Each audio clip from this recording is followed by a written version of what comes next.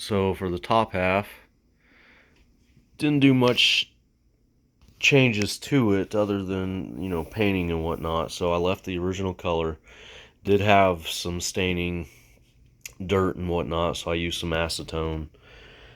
Rubbed it down, and of course that left streaks, so I did use a clear coat and covered it up, and it left a little bit of roughness to it, so I did hit it with a little bit of 1500 grit sandpaper, wet sanded it just slightly, just to smooth it back out a little bit. And then the black pieces here and here I left completely original, just covered those with a gloss clear coat.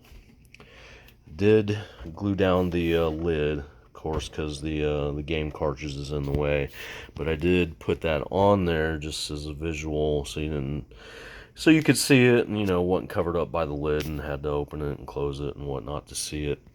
But also did it to help level out the zapper and get it straight. If not, it would have been a little bit more tilted if the zapper was just sitting on its own. So I did use the back of the cartridge to kind of help level it out a little bit. And I still have to, and I'll probably change this top out, so I still have to print the shade out, but you'll see that. Yeah, just ran the power wire down through the gun. The trigger still works. Ran it down through the gun and out the bottom of the handle here, and put a little bit of glue on each side, and then added a couple of screws to keep the cartridge in place, and then have the power wire coming out right there. Just drilled a little hole through there also, as you can see. Kind of try to keep it close so you didn't see much change or variations in it. Did leave that little cap on there, and then have the power wire coming out, and just use a quick connect to connect it to the power cable on the bottom half. That way, if you ever need to be opened or service it, it will come apart, and you don't have to keep them both together. You can just quick disconnect it there. But yeah, that's pretty much the top of it. Just like I said, try to keep it all original. Just the only thing on the zapper is I took out the lens and then the little electronic piece that sent the signal to the TV, and kept everything else in there. Like I said, the trigger still works and everything. I wanted it to be as close as original, like you're gonna get ready to play it. Old nostalgic 80s Friday night, getting ready to come home after school and play some Nintendo. But yeah, that's it. Alright, for the bottom piece, I did some reworking from what I had it. And while I was at it, kind of did a little bit different on the top. Added the little cord here, so it goes underneath, adds a little bit more security where it's glued together, and then this just has the screw going up through it.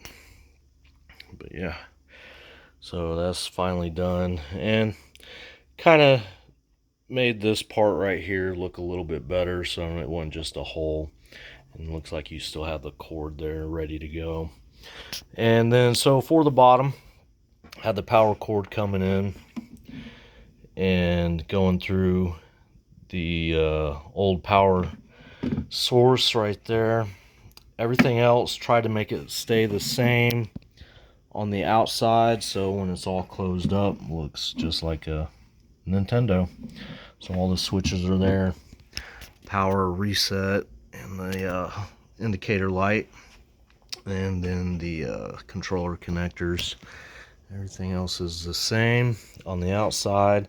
So before, on the inside, I had the power coming in on a 12 volt power supply to feed the LED, but I wanted it all to turn on and off via the power button.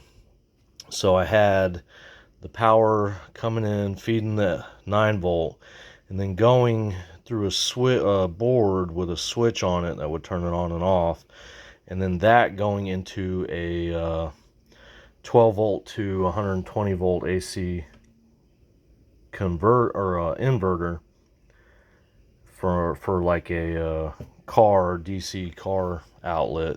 Just rewired it. It worked, but the light had a 60 watt bulb in it and looked more like a 15 watt bulb.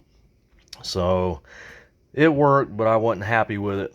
So just came up with, just started thinking, and hey, keep it simple. So just have the 110, 20 volt power cord coming in, feeding the light. You have the hot going into the switch here that I replaced. Kept the original power or reset button and all that, but I did modify the power button with this little switch. Have the hot going into that, and then coming out into this transformer to feed the 12 volt LED, and then all the neutral hooked up. A lot simpler. Soldered all the connections, covered it in heat shrink, so a lot more secure. But I did put these quick connects on it, going to the main light, just so if you ever did have to work on it, you can disconnect those and move it out of the way. Don't have to worry about it being connected the whole time while you're trying to work on it or anything like that. So, but yeah, that's it. Power it up. The LED is a little bit lagging when you power it up, but I'm very happy with it. And then, of course, you can see added a little bit of duct tape around there so the light didn't show too much through where the power button is. And then just push it again and it turns off. All right. Thank you.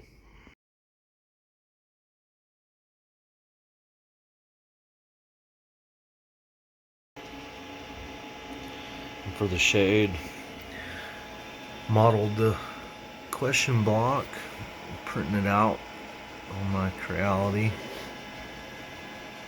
Still got a little bit to go.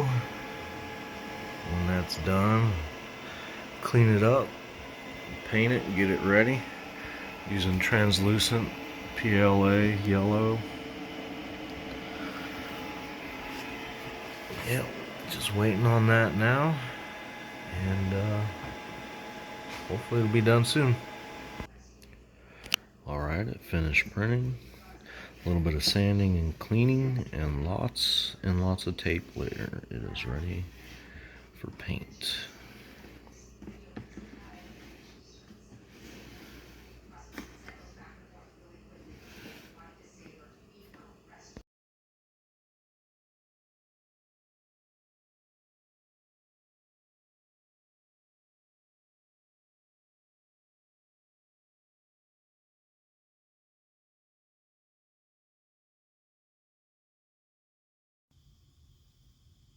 Alright, here it is.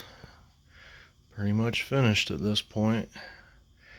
Added some detail to the bolt holes, I guess, to give them some depth. Had to clean up some of the paint that ran through the tape. No matter how much damn paint or tape I put on it, it still ran through. So I had to clean that up. But I did cover it with a polyurethane clear coat. And then here's the bottom.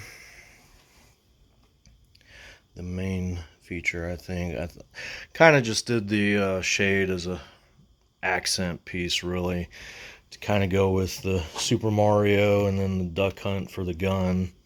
Kind of tie them all in together. But that is it. And we push the power button, and the light comes on.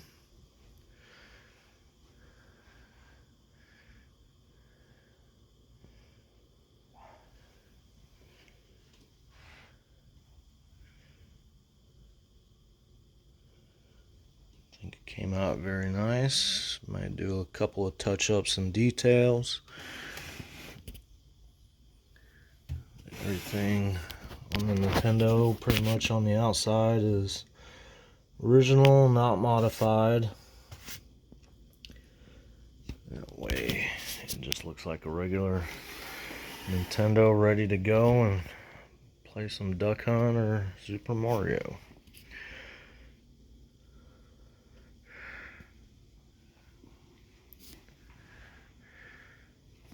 Of course, on the back side too, all the way around.